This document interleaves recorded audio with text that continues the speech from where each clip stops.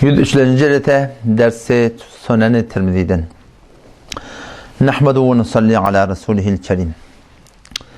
İmam Tirmizi rahmetullahi aleyh bab bağlaptır. Babu ma ca fi sıfatı ta'am ehlin nar.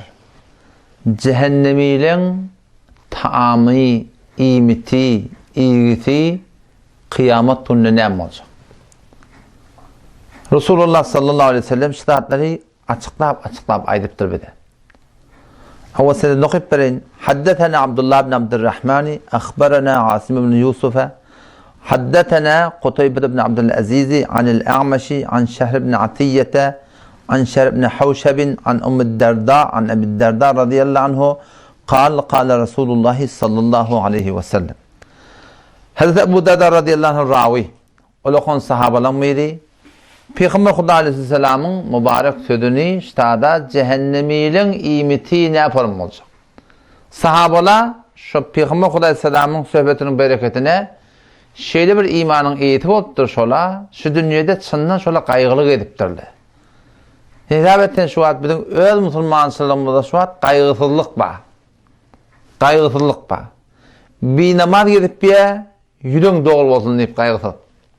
Öylenden camiada sorma adamlar. Bir namaz gelip ya kullen, yüzün doğru olsun diye kaygısız. Ba namaz gelip ya, o da ben namazımı okuyan deyip kaygısız. Mescide geliyen olsa, o ben mescide barayan deyip beş vaktıma kaim deyip kaygısız. Aradan tutyan olsa, beş vakit namazımı okuyan, aradan da tutyan deyip kaygısız. Hacı gidip gelin olsa, onu eneden doğumum oldum deyip, ola onun da beter kaygısız. Emma Resulullah sallallahu aleyhi ve sellem'in şagirdleri, sahabala şöyle hevle kaygılı yaşaptırlar. Ne mi fark başladı? Ki şöyle Peygamber Aleyhisselam yaranı bola, sahaba bola, Kur'an'da Allah Teala şöyle hakkını ne miyiptir? Radiyallahu anhum ve radu an.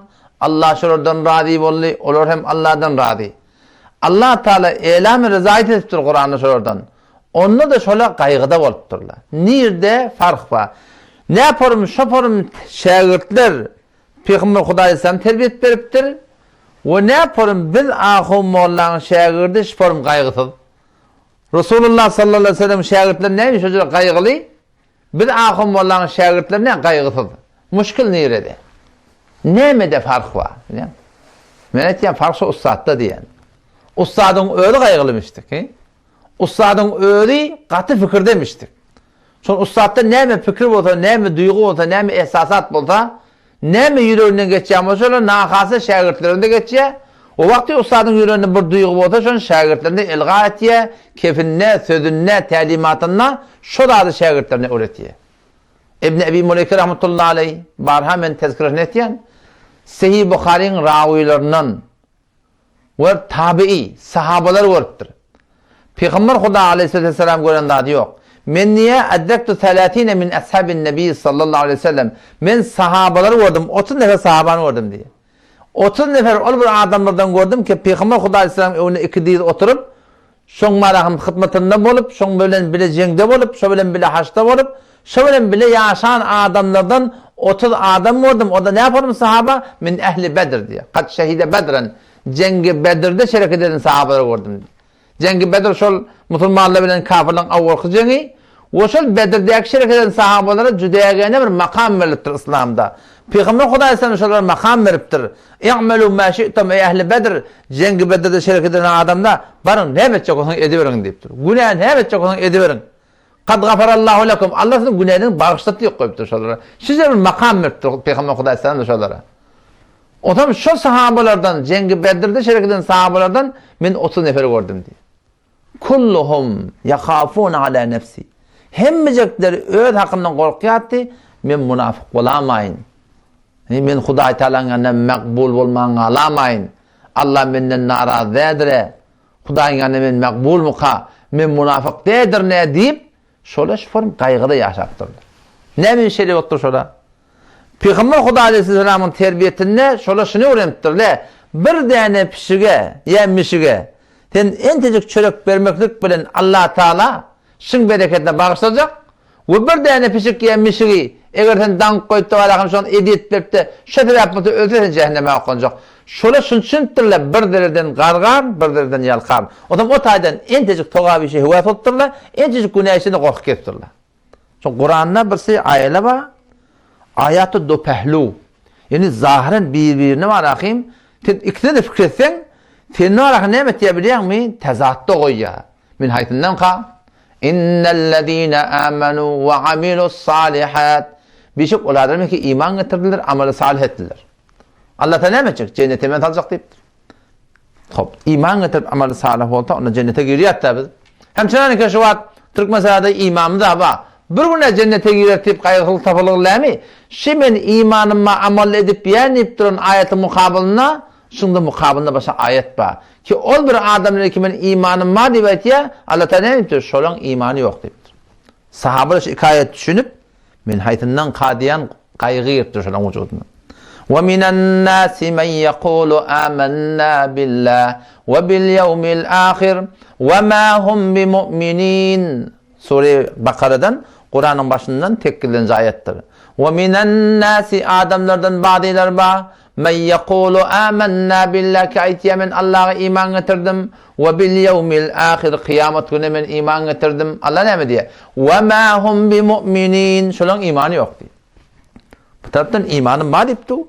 O taraftan Huda Teala'nın imanı yok diye. O taraftan Allah Tebarek ve Teala iman getirip amel ettin, sen zayin cennet deyiptir.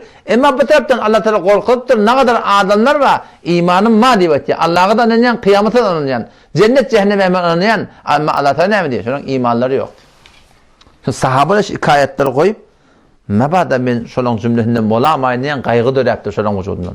O zaman şu taydan şuna, hemişe entecik soğuk bota hevat, entecik günah bota kaçıp, Huda menden razıyım ka, nardım ka, şu karı kaygıda botturlar şola. Ama bizim kocirede, Kur'an neyin ayet ediyor? Rabbena innena semi'na munadiyen yunadi lil imani en amiru bi rabbikum fe amennâ Rabbena. Rabbena innena semi'na, ya Rabbi Allah biz eşittik. Semi'na eşittik. Ne ben eşittim?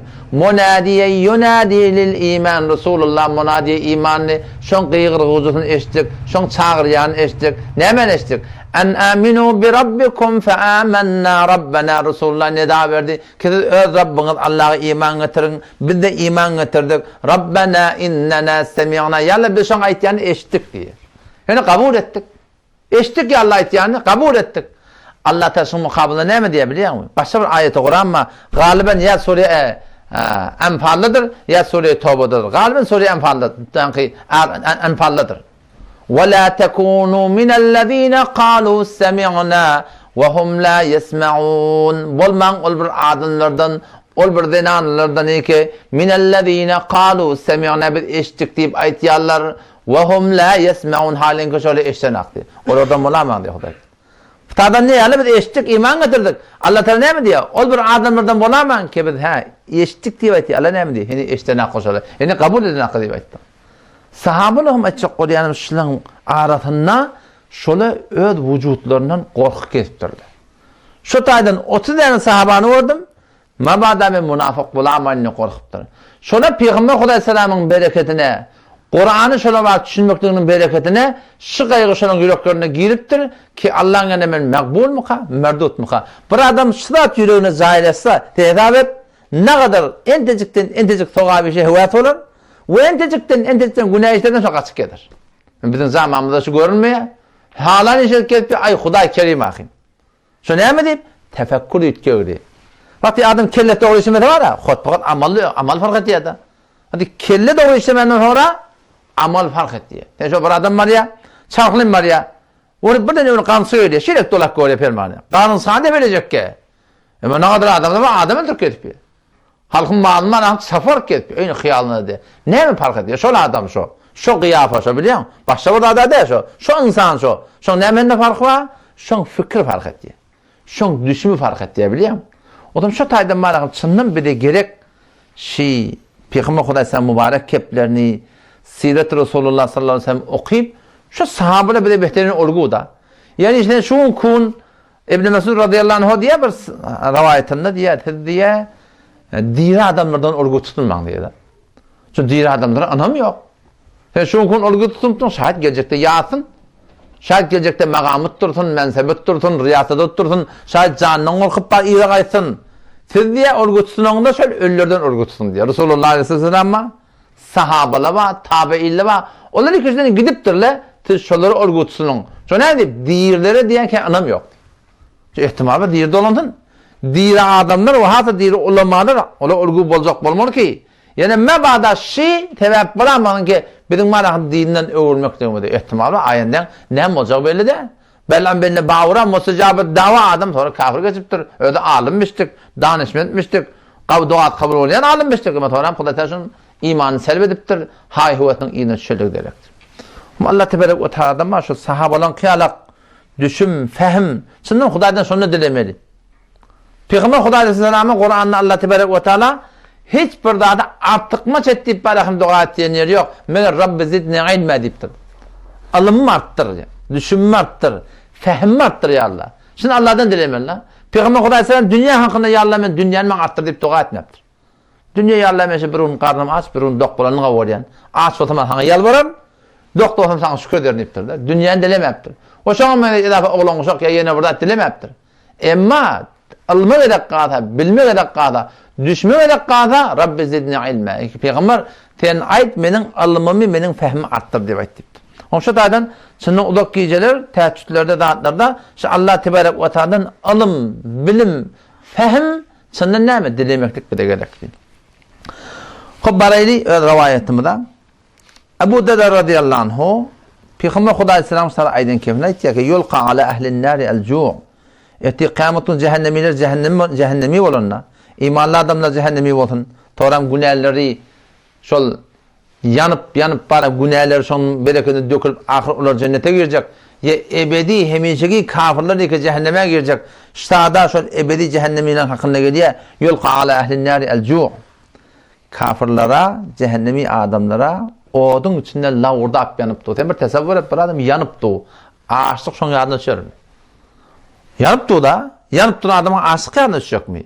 Susuzluk yardım düşecek mi? Yok o taada o sürede o taada şeyde bir yanacakla bir günle, iki günle, bir yılla, 7 yılla, 1000 yılla şol yanıp verişine şol azabın katılığı yanık şolun başlarına açlık da gelecek. Yani ne yaparım yanıp lavurda ap yanıp şon derin esas etçi yanık açlıkla şeyle bir sorular olacak. Onu esas edecekler, bunu esas edecekler. Yulqa ala ehlin nar el-cu'u cehennemilere yankı açlık musallat edilecek. Feya'dilu ma hum fihi min el-azab. Sonra aynı ottan azap görüşüyorlar, susuzluktan, açlıktan şunun başlarına azap gelecek. Ne etmeli? Feyestagitun şunu Huda yalvarmandıracaklar bir de.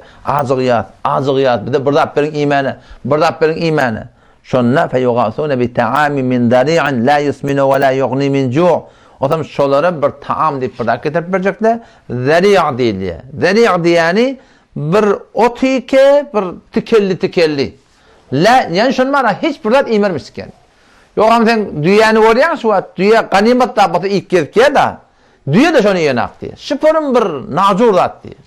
Şunu verecekler la yusminu ve la yughni min cu' ol zari' diyen dağıtlar adam semli içecek öde iyenin bilen karnın doyup ten açsın da ayrılacak ediptir. Sure-i Gâşiye'de şu görünge diye. Hel etâke hadîthul gâşiye ey Resulü Huda ayetana haberi kıyamet gellemi kıyamette ne olacak yağdaylar gellemi vucuhun yevme idin khâşi'a ne kadar adamlar kıyamet gününe zelili khar olacak amiletun nasibe hemişe kıyınçılıklarda olacaklar tesla naran hamiye kafirlerle orada aptırın orada girecekler tusqa min aynin aniye angırbaş kırgın tuğdan iştirecekler tusqa min aynin aniye leyse lehum ta'amun illa min dari onlara hiçbir iyi olacak gelmeyer şonlara zari' verecekler yankı tikelli ot yalaktattan verecekler la yusminu ve la yughni min cu' in adamlar zari'i hiç vatta temleyecekler hiç vatta açlıklardan ayıracaklar yiyecekler yani ne hiç vatta açlıkları doyacaklar yani açlık hemişe azap duracaktır. O zaman şonuna feyestagituna bit ta'am yine bir de başka bir rat verin diyen yalak başka bir ratla tagaza etmen dolayı feyugatuna bit ta'amin zi gusse şonuna onlara ne verecek onunla şonlara zi gusse bokurduktan geçmeyen bir ta'am verecek yiyecekler bokurdukta girecek üskürüp askırıp şöyle bir yağdayla düşecekler. Allah Teala şunu Kur'an'da zikrettir. Peygamber Huda Aleyhisselam bu hadisinde ayet ya. Peygamber Aleyhisselam'ın aytmaklığı neymiş? Kur'an'ın tefsiri şu. Peygamber Huda Aleyhisselam Allah Teala Peygamber Aleyhisselam ne diye? Ki vasbir ala ma yekulun. Ey Resulü Huda bilen aytyan keplerine seni tabir et. Ne kadar Peygamber Aleyhisselam ediyet beriptirler. Şunun konuda şöyle, imana uğrab olacak kodan, Resulullah'a uğrab olacak kodan, dine uğrab olacak kodan, ne kadar ediyet beriyerler? O vakit ediyeti kafirle veriyermiştik. Başta ediyete karşı şamottum. O vakit ediyeti kafirle veriyermiştik Müslümanlara. Ama bugün konuda Müslüman ediyet beripti. Vasbir ala ma yekulun. Ey Resulü Huda senin tabret bilen ediyetlerine vehcurhum hacran cemila. Kavluk bilen biler terk et. Biler dağıtken bir idafe din diyanettan kıyamata imanları yok. Dağıt düşünüş başına akla. Kendi düşün batana akla. وَذَرْنِي وَالْمُكَذِّب۪ينَ اُلِ النَّعْمَةِ وَمَهِّلْهُمْ قَلِيلًا وَذَرْنِي Ey Resulü Huda, oları ki bayiptirler, baylığı methvolup gitpeyerler, dünya mağına paklanıp gitpeyerler. وَذَرْنِي وَالْمُكَذِّب۪ينَ اُلِ النَّعْمَةِ Ol bayları ki kıyamete inkar edildi. Olar sen bana oydu ya Huda. وَمَهِّلْهُمْ قَلِيلًا Adet sen bunlara muhlet ver. Ne ma'ude? İnne ledeyna enkâlen ve cehîme. Birçok bir de Allah'ın yanına ulukon zırlar var. Ve cehîme lavurdaptırın cehennem var. Ve ta'amen zi gussa gulugi ta'amma. Ve azaben elime azabı dertnak var. İyi olacak yani bu kurdakta girecek. Geçen aktı yani. Ne meçek ya şunla? Feyezkurûne ennehum kânû yucizûnel gussese fid dünya bis şarab. Şuna yaatlarına düşecek. Ey bir dünyada bu kurdamızda zat yesmese ne emet yedik? Su içedik. Şuna su tagazat mendirecekler. Feyestagîzûne bis şarab. Şuna su varın. Feyedfe'u ileyhimul hamîmu bi kelâbil hadîd. Bi kelâbil hadîd. Şuna ulukon çengeli kaplı lavurdaptırın odun içinde ol kaplı durşu ot, çengeli durşu ot, içindeki su ne kadar ot bolmalı, şöyle yank çanaktan ulukon malakim bolan kaplar dağıtları, yankıları yakıllatacaklar. Fe idâ denet min vucuhim şevet vucuhum. Vakti ki şöyle işçek korp şeyler yakıllarına kullun yüzleri şudur, kebap olacak deyip odaydık. Fe idâ dakalet butunahum her vakti ki yankı lavurdaptırın, yank kapta kırgın tuğlar içerlerine karlarına giydinse kattat ma fi butunim. İçinde ne mi var da bölük çıkacak. Eçegeler bölük, rudalar bölük. Tamam bölük olup eteğinden koruğundan çıkmandıracaklar diye. Şu bir zelil olacak. Davet adamsızlar ne kadar zelil olacak. Yani şu en tecik balakim bir imanına peşev degene ya oğlum peşev edene ne kadar esası eziyet etiyardın. Zaten o tadı öğün imanın bişip tu yüdügodun kebap boluğlu, iyigin şoboluglu, içkin şoboluglu. O taraftan iyen dağdığında eteğinden var koruğundan şu bir nezasat bol tiki bölük bol çıkıp tu. Sonra ahir aytacaklar feyat kulun udu'u khazanete cehennem. Cehennemin taksırını çağırtanan. Şöyle bizim dağdığımızda yesmiyorlar mı ka? Şöyle cehennemin taksırını çağırmandıracaklar. Cehennem taksırı var da işte öğrenle şoları çıkarmalıydın. Sonra cehennemiyle yanıp kenara çıkacak oluyor dedi. Sonra çıkacak olanlar kullama her vakti olarak çıkacak olanlar u'idu fihe idini kaytarıp eltinlerle diye. Tabi'ten çıkmak hakkında yok deyip. Sonra yank cehennemin taksırını çağırmandıracaklar. Şöyle ey falan ey ferişleri bizim dağdığını yeşeverin. Peşleri cevap verecekler. Elem teku te'tikum rusulukum bil beyinat. Aya peygamberlerin canişileri de deliller bilen gelmediler mi? Kur'an'dan sünnetten de delil aytmadılar mı? Size düşündürmediler mi? Kıyamet bağlığını, cennet cehennem bağlığını. Kalu bela. Aytacaklar hava bida ayetleri. Kalu fed'u ve ma du'a'ul kafirine illa fi dalal. Onu her nece yalvaracak olan yalverin. Sizin yalvaranınız hiç bir peydahı yok diyecek. Her ne kadar yalvaracaklar. Yalvarsanız yalverin. Şimdi yalvaranın peydatı yok diyebilecek. Kalu ne etmeli? Feyekulu du'u maliken. Şöyle Malik'i çağırayım. Malik diyene şöyle yani cehennemin taksılarının başlığı. Şunu çağırayım. Belki Allah şöyle işettin. Feyekulun ya maliku. Şöyle Malik'i çağırmandıracaklar. İnnel mujrimine fi azabi cehenneme halidun. Birçok mücrimler, kafirler cehennemin odununa halidun hemişe kalacaklar diye. Biz Müslümanlar burada Allah'ı ne diye? Bir Müslüman akıyım diye. Bir güne cennete girersin diye. Cehenneme yansak yanar.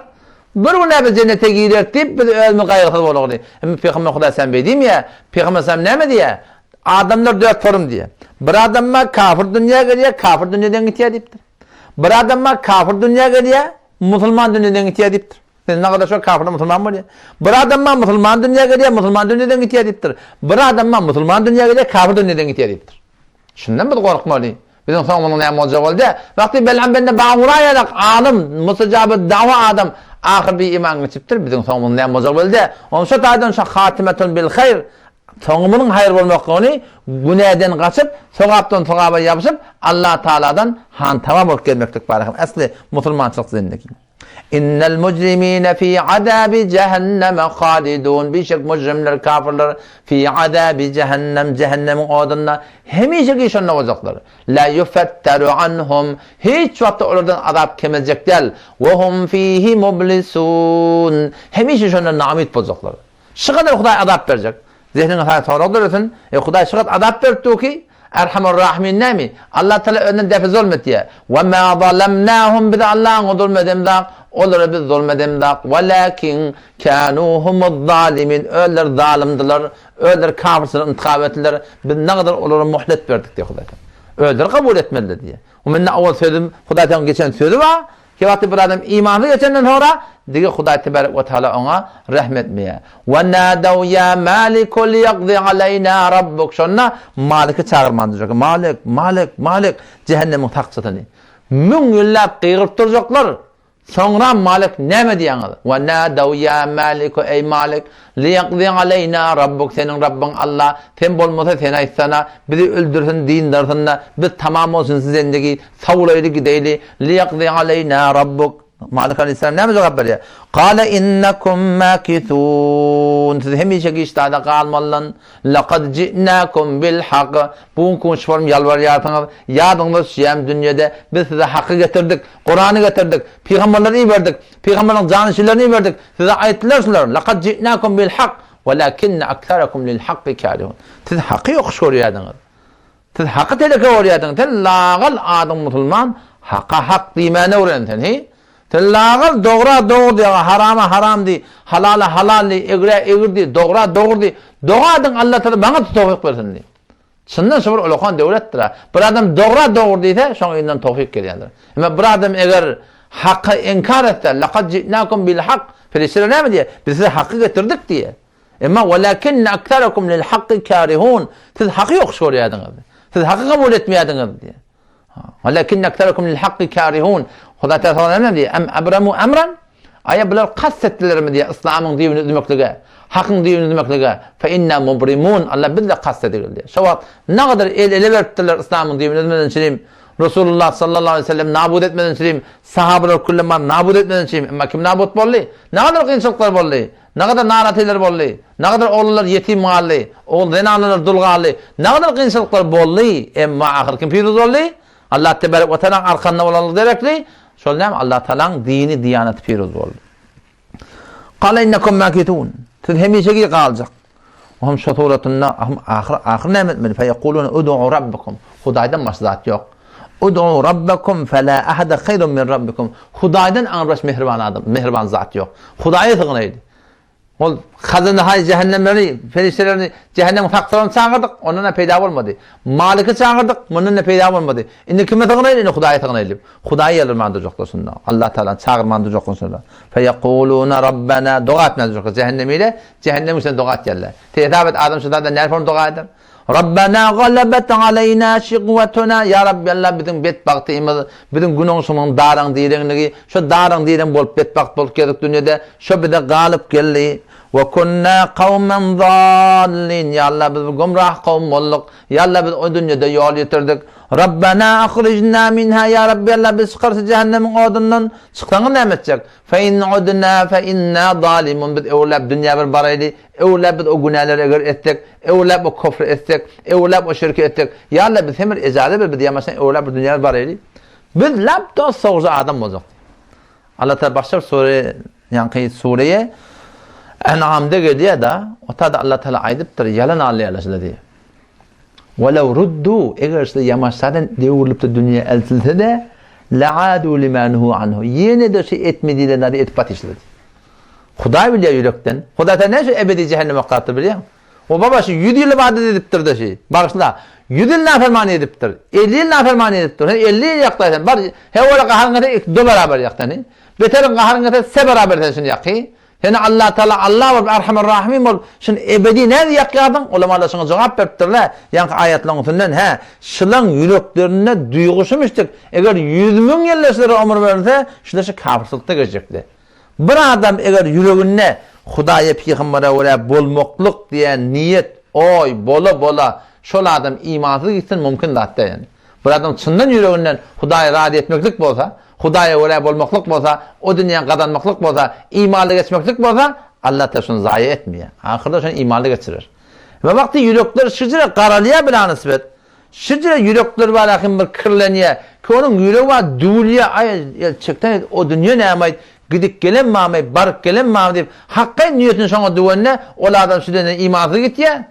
Ona hayatın ne emeti? Ebedi de cehenneme yerliği şunun direkiliyor. İşte doğat yerler. Rabbena akhrijna minha ya Rabbi Allah biz çıkarız cehennemin odundan. Fe in udna fe inna zalimun ya Rabbi Allah oğlab biz şu günahları ortak bir zalim olacak. Ya Allah biz çıkarız cehennemin odundan. Allah Teala ne mi cevap verdi o sonra? Qala khsa'u fiha ve la tukallimun. Allah Teala zelil olun, xar olun, kepleşmeyin benimle diye. Ve la tukallimun. Benimle kepleşmeyin. O ne deyip? Yadınız şey diye Huday Teala. Dünyanın yadınız hadi şundan. İnnehu kâne feriqun min ibâdî. Yadınız şey o dünyada. Benim bennelim maddi dünyada. Olur duat yadiler Rabbena. Âmennâ ya Rabbi. Ya biz iman getirdik. Faghfir lana ya Allah biz bağışla. Varhamna. Ve ente hayrur rahimin. Ya Allah bize rahmet. Tembihtin rahim kunende. O dünyada benim bennelim maddi yalvarıyadılar. Dine ola olacak koyadılar. Şeriata ola olacak koyadılar. Karan seni Allah'ın razı et, beni Allah'ın razı edecek ol başka yorpiyadiler. Sonra sen nimet yardınız. Siz sonra fettekatumuhum sihriye. Siz şurada maskara tutuyordunuz. Yadınız şey mi şu diye. Sen bugün bana yalvar yardınız diye. Rabbena galebet aleyna şekveten. Yani bizim bedbahtimiz bize galip geldi. Biz gomrah olduk. Yadınız şey o dünyada ben elenmedi. Ki iman getirip, yalvarıp, sığınıp, dua edip, mescid, cemaat, din, diyanete ola olup, o dünyamız bolsa olaya deyip, haramdan gövren çekiyadiler. Ve kuntum näme siz şoňa ýadyňyz şäm ki näme siz şondan siz şonu sihriyen maskara tutýadyňyz. Ve kuntum minhum tadhakun gülýädiňiz şolar diýip. Hay munda bolup ýaşny, bir başna çönýärler, bir musulman sizmi? Hawa. Şu keplerle şu kon edilip ýer. Allah Teala näme diýär? İnni jazaytumul yawma bima sabaru. Ey ehli cennet, biz şu kun size padaşa cennet berjek. Qavdan qavim berjek. Gözün görmedik nimetini, kulun eşmedik dadını, yüreğine düşmedik nimetlerini berjek. Näme diýip? Bima sabaru, sabredeldiňiz direkildi. Sen dine oraya yaşayacak odan, hetmin kıyınçılık ba. Kıyınçılık tümege cennete gidip olacak mı näme? Şondan bular şuforum Allah tebarek ve teala birde öl gafından qavjak. Fa inde zalika yaisu min kulli khayrin. Vakti ki Huda tebarek ve teala bular öl gafından qavdi. Memleketleşmeyen deyip tuğdan. O dünyadaki edin bedbahtlarını yanı hattı, günahlarını yanı hattı. Her bir hayırdan namit olacak. Ve inde zalika ya'khuduna fi'z zafiri vel hased vel vayd. Şonu hey vayd. Vay bizim halinde deyip şonda bana qatıdan qatı qıygırıp, bağırıp, çağırıp Allah tebarek ve teala şonu näme diýär? Wa qilal yawma nansakum kema nasitum liqa'a yawmikum hada şolun aýyljak. Bugün bizi hem tizyatdan çıkaracak diýär Allah Taala. Kema nasitum liqa'a yawmikum hada. Siz dünyada bu dünýäni ýatdan çykardyňyz, kıyamet ýatdan çykardyňyz, meni Allah jogap bermän ýatdan çykardyňyz. Wa qilal yawm bugün bizi kullan ýatdan çykaracak diýär Hudaý. Var cehennemlerdeki kimten yadın olacak. Batı Hudaý kisber yadından çıkarmaya ki. Yani kullen sizimin inecek ya diye ayıttı Hudaý Teala. Barın şu cehennemin adı bilen bolun näme olacak? Ta ebed şu tadı yanacak. O da şu tadı musulmanlık olmuş. 5 yıllık dünya. Muhtasar dünya, adacık dünya ve biz şu dünyada qawy yaşasını geliyor. Şu dünya ve o dünyanın hoşbahtiyetini Allah tebarek ve teala şu kamil diyanete töwre bolmakda goýar. Om şu tadı inşallah haytı bir günahı ki bizim zindagimizde ba, zahir bolsun, batın bolsun, yani batırlı günah bolsun, aşkar günah bolsun, şolardan çyndan tövbe edip de Allah tebarek ve teala'nın dinine diyanete ýaşamak gerekli. Vesselamu aleykum ve rahmetullahi ve berekatuhu.